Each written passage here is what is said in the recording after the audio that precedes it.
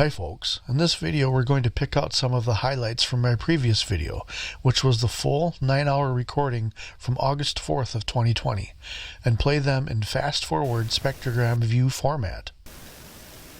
It is usually feast or famine with this hobby of mine. I'll go 8 or 9 nights in a row without hearing so much as an unusual peep. Then on the 10th night or so, I'll get a single wood knock, and then all hell breaks loose. I rarely get, quote-unquote, just a couple of noteworthy captures in an evening. But most times, the individual captures are not headline grabbers. So I don't deem them video-worthy, if you catch my drift.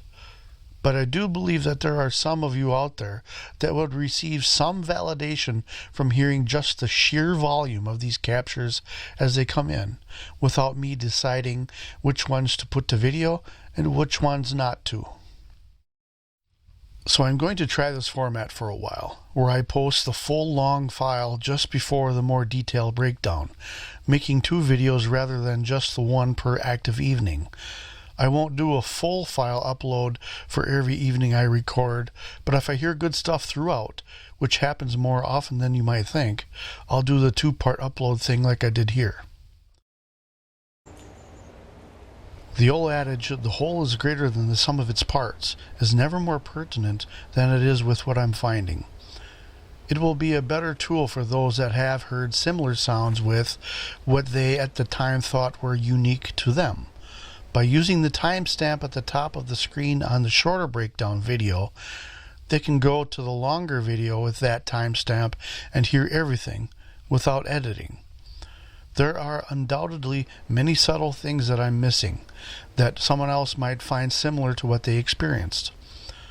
My hope is that they can find a bit more validation for their situation when finding these consistencies, and maybe sharing with a comment could go a long way to helping others, and to sharpen my perception going forward as well.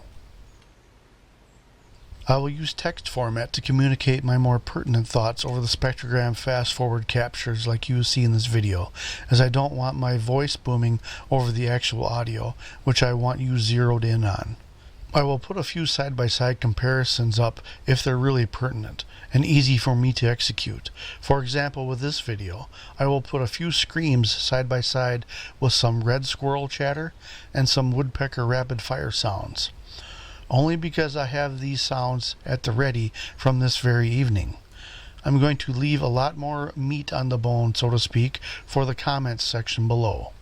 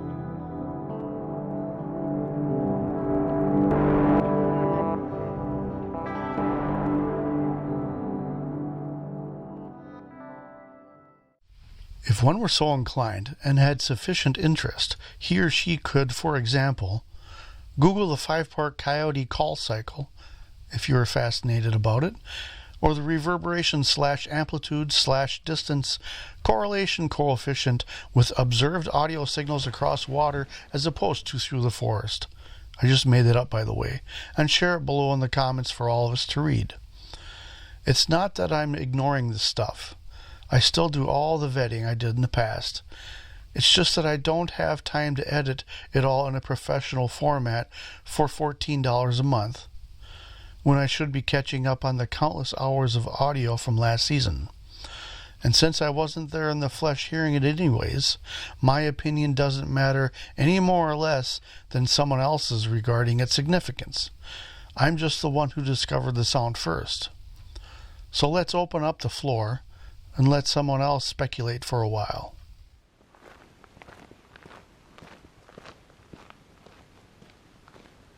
I just ask that you think critically. Take a two-sided skeptical stance with each capture. One, the more traditional stance, but be sure that when using the traditional stance that you are sure it is offered as an alternative. Don't manufacture your opponent's position only to portray your contrast as true skepticism. I will come down like a hammer on so-called skeptics who put words into their opponent's mouth parts. The other stance, the neo-skeptical stance, is what I hope more people work on to get better with these unknown force beings. And that is to be more skeptical when a sound is passed off on you, with the expectation that you have to accept that it's from a known source. For example, you hear a knock.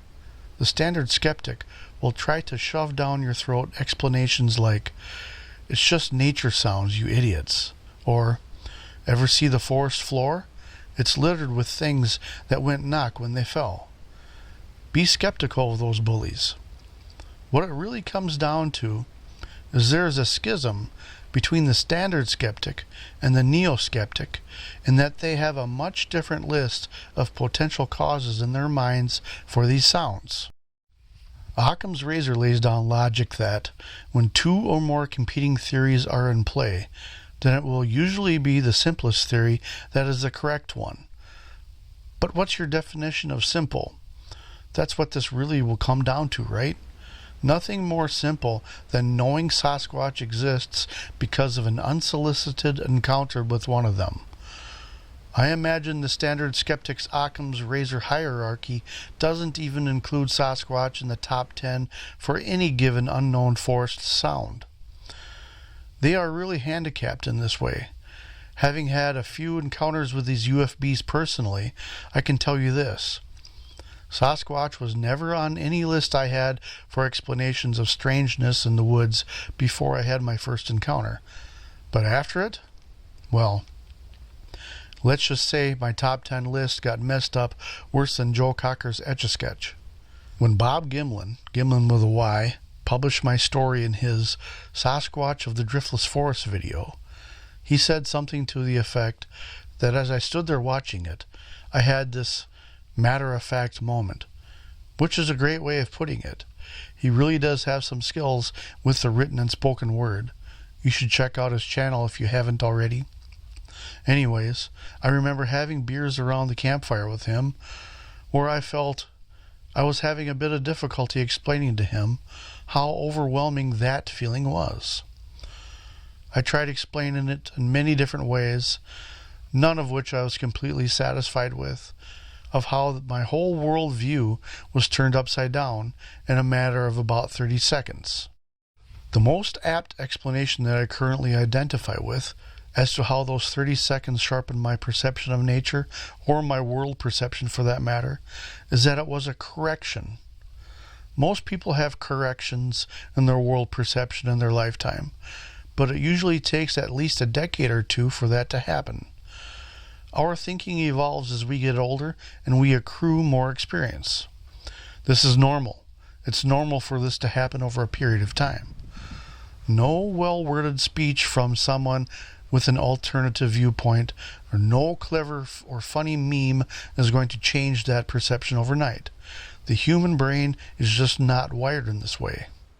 So if you take all that into consideration and imagine me standing at the bottom of the ravine looking up at this thing, try to imagine that world perception change that normally takes about 20 years being condensed into about 30 seconds. My Occam's razor hierarchy list of explanations for all things unknown was, in a word, corrected.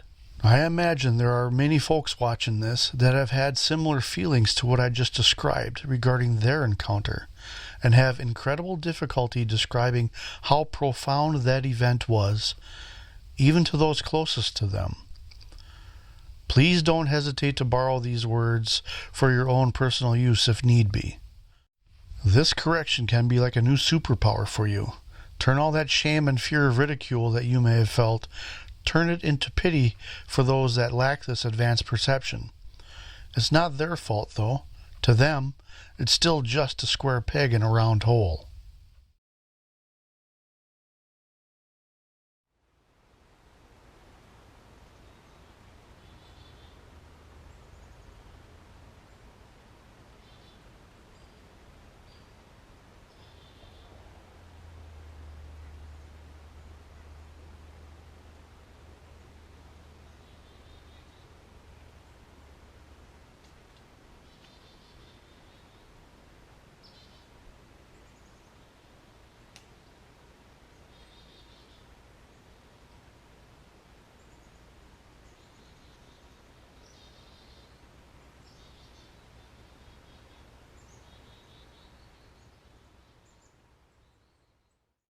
If you like my videos, please consider subscribing. Click on the bell to get notifications when I post a new video.